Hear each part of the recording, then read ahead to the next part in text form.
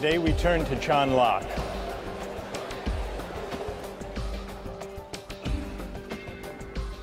On the face of it, Locke is a powerful ally of the libertarian.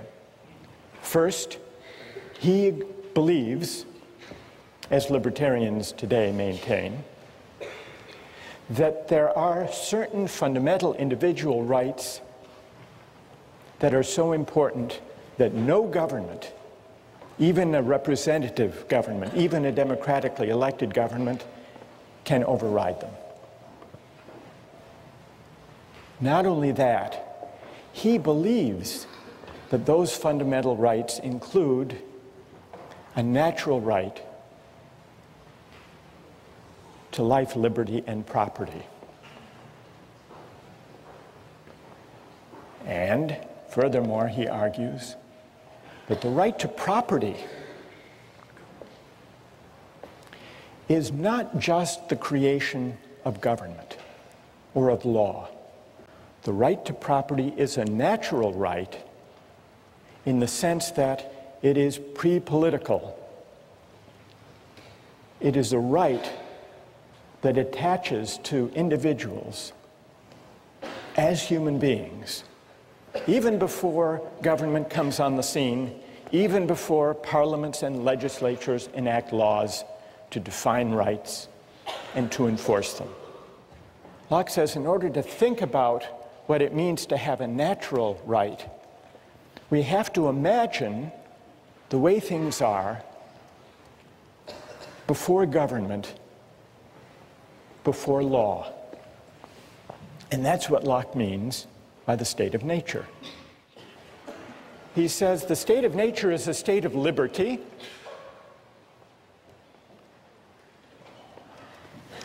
Human beings are free and equal beings.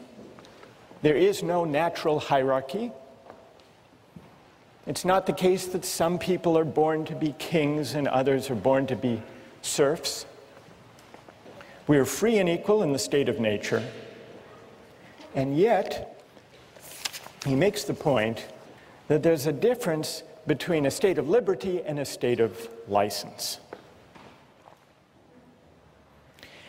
And the reason is that even in the state of nature, there is a kind of law. It's not the kind of law that legislatures enact. It's a law of nature.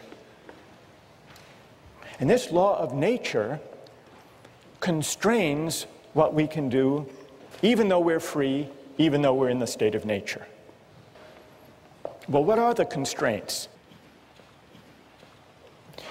The only constraint given by the law of nature is that the rights we have, the natural rights we have, we can't give up, nor can we take them from somebody else. Under the law of nature, I'm not free to take somebody else's life or liberty or property, nor am I free to take my own life or liberty or property. Even though I'm free, I'm not free to violate the law of nature. I'm not free to take my own life or to sell myself into slavery or to give to somebody else arbitrary, absolute power over me. So where does this constraint, you may think it's a fairly minimal constraint, but where does it come from? Well, Locke tells us where it comes from, and he gives two answers. Here's the first answer. For men, being all the workmanship of one omnipotent and infinitely wise maker, namely God, they are his property, whose workmanship they are made to last during his, not one another's, pleasure. So one answer to the question is, why can't I give up my natural rights to life, liberty, and property is, well, they're not, strictly speaking, yours.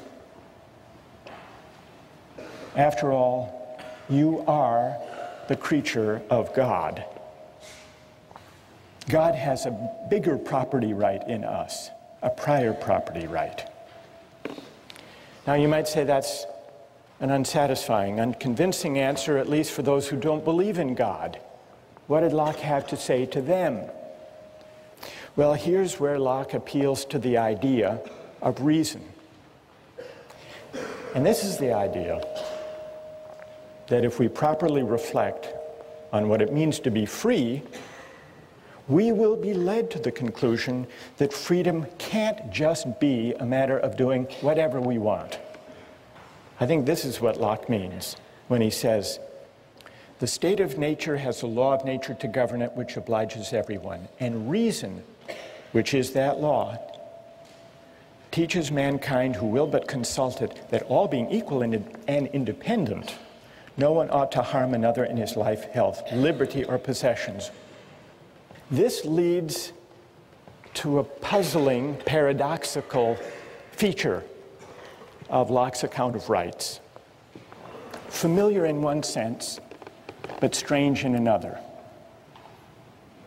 It's the idea that our natural rights are unalienable. What does unalienable mean? It's not for us to alienate them or to give them up, to give them away, to trade them away, to sell them. Consider an airline ticket. Airline tickets are non-transferable, or tickets to the Patriots or to the Red Sox. Non-transferable tickets are unalienable. I own them in the limited sense that I can use them for myself, but I can't trade them away. So in one sense, an unalienable right, a non-transferable right, makes something I own less fully mine. But in another sense of unalienable rights, especially where we're thinking about life, liberty, and property, for a right to be unalienable makes it more deeply, more profoundly mine.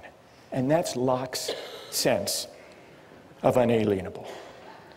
We see it in the American Declaration of Independence. Thomas Jefferson drew on this idea of Locke. Unalienable rights to life, liberty, and as Jefferson amended Locke, to the pursuit of happiness. Unalienable rights. Rights that are so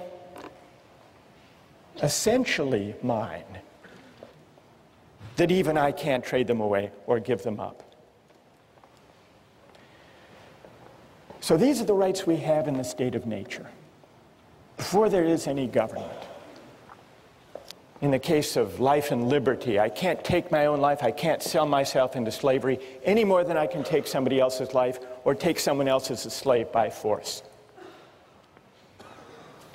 But how does that work in the case of property?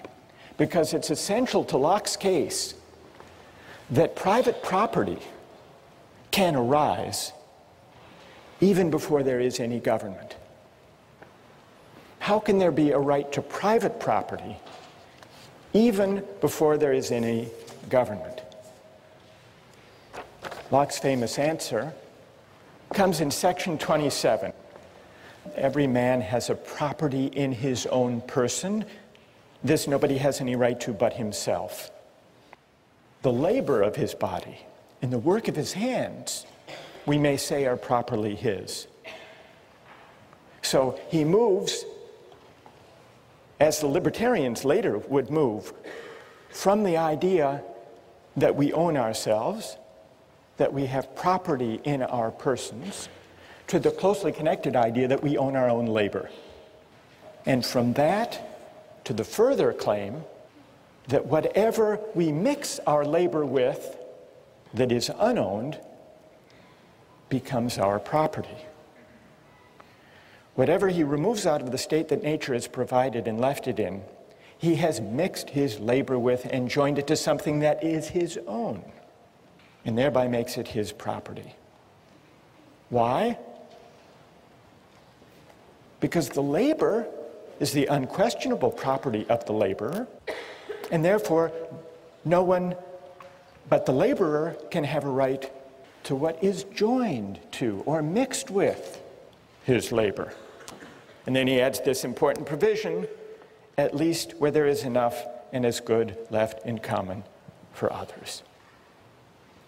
But we not only acquire a property in the fruits of the earth, in the deer that we hunt, in the fish that we catch, but also if we till and plow and enclose the land and grow potatoes, we own not only the potatoes, but the land, the earth. As much land as a man tills, plants, improves, cultivates, and can use, the product of, so much is his property. He, by his labor, encloses it from the commons. So, the idea that rights are unalienable seems to distance Locke from the libertarian. The libertarian wants to say we have an absolute property right in ourselves, and therefore we can do with ourselves whatever we want. Locke is not a sturdy ally for that view. In fact, he says if you take natural rights seriously, you'll be led to the idea that there are certain constraints on what we can do with our natural rights, constraints given either by God or by reason, reflecting on what it means really to be free. And really to be free means recognizing that our rights are unalienable. So here's the difference between Locke and the libertarians, but when it comes to Locke's account of private property, he begins to look again like a pretty good ally. Because his argument for private property begins with the idea that we are the proprietors of our own person, and therefore of our labor, and therefore of the fruits of our labor, including not only the things we gather and hunt in the state of nature, but also we acquire a property right in the land that we enclose and cultivate and improve. There are some examples that can bring out the moral intuition that our labor can take something that is unowned and make it ours. Though sometimes there are disputes about this. There's a debate among rich countries and developing countries about trade-related intellectual property rights. It came to a head recently over drug patent laws. Western countries, and especially the United States, say, we have a big pharmaceutical industry that develops new drugs. We want all countries in the world to agree to respect the patents. Then there came along the AIDS crisis in South Africa.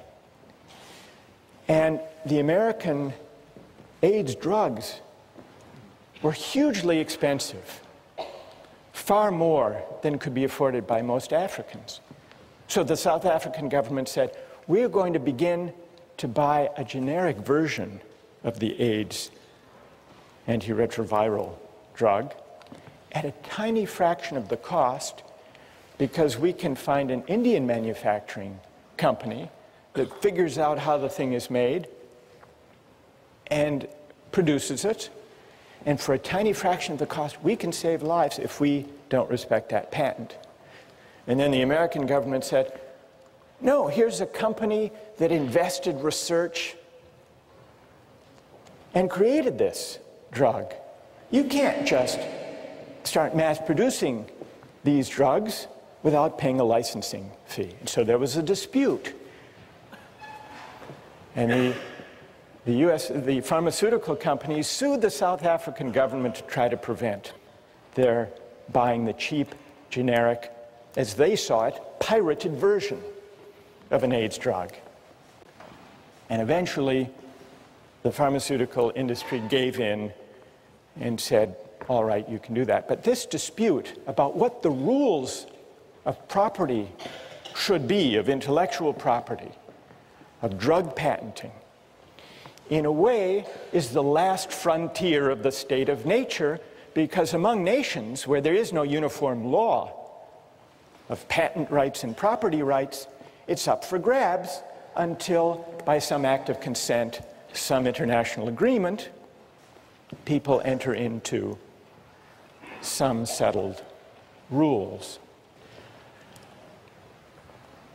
What about Locke's account of private property and how it can arise before government and before law comes on the scene. Is it successful? How many think it's pretty persuasive? Raise your hand. How many don't find it persuasive? All right, let's hear from some critics. What is wrong with Locke's account of how private property can arise without consent? Yes? Yeah, I think it justifies European cultural norms as far as when you look at how Native Americans may not have cultivated American land, but by their arrival in the Americas, that contributed to the development of America, which wouldn't have otherwise necessarily happened then or by that specific group. So you think that this is this defense of private property in land? Yes, because it complicates original acquisition if you only cite the arrival of foreigners that cultivated the land. I see. And what's your name? Rochelle. Rochelle? Yeah.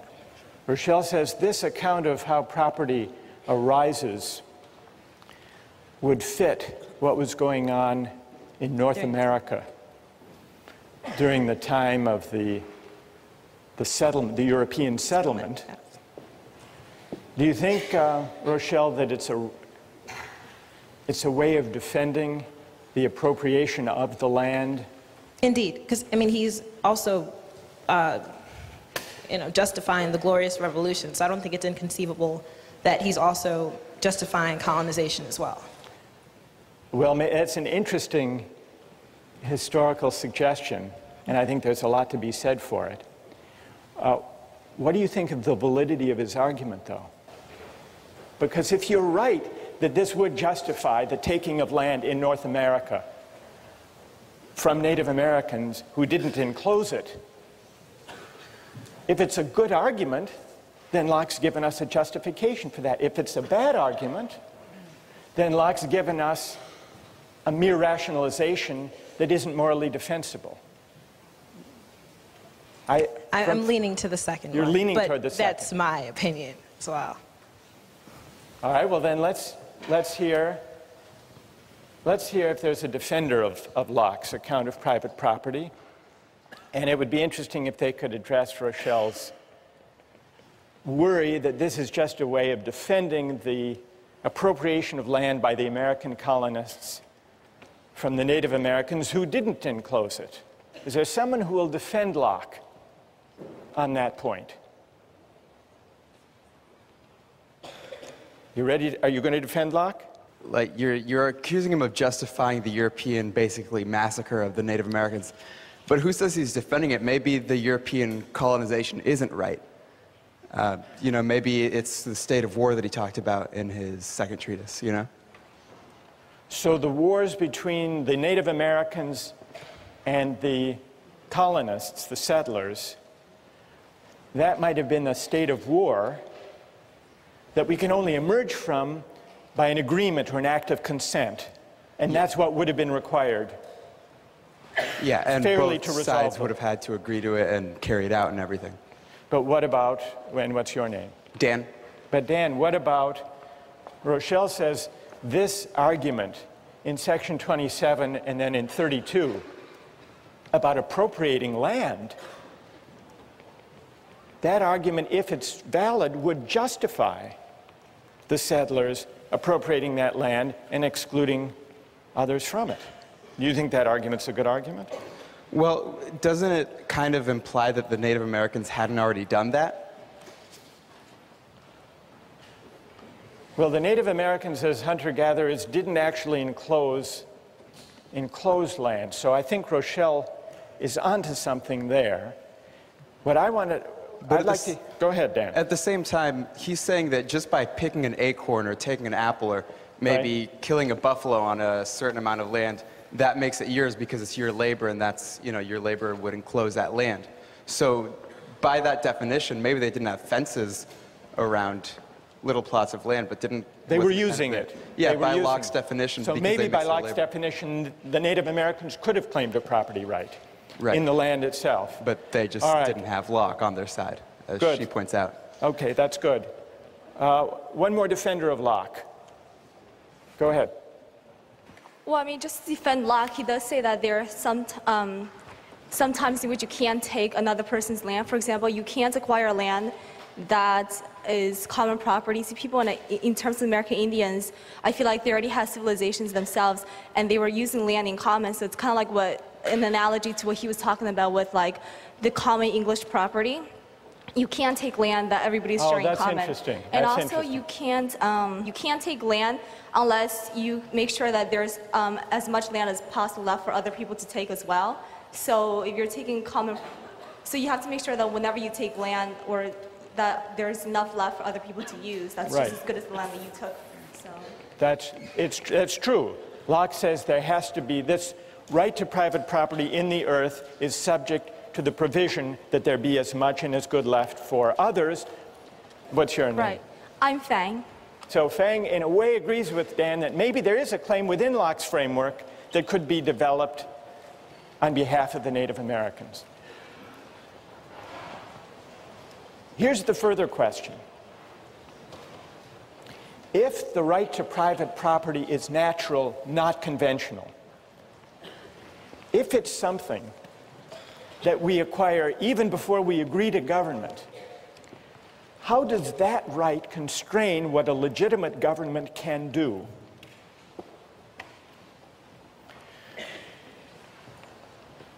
In order finally to see whether Locke is an ally or potentially a critic of the libertarian idea of the state, we have to ask what becomes of our natural rights once we enter into society.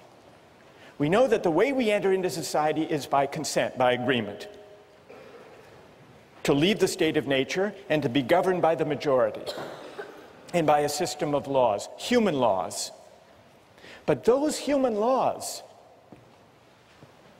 are only legitimate if they respect our natural rights, if they respect our unalienable rights to life, liberty, and property.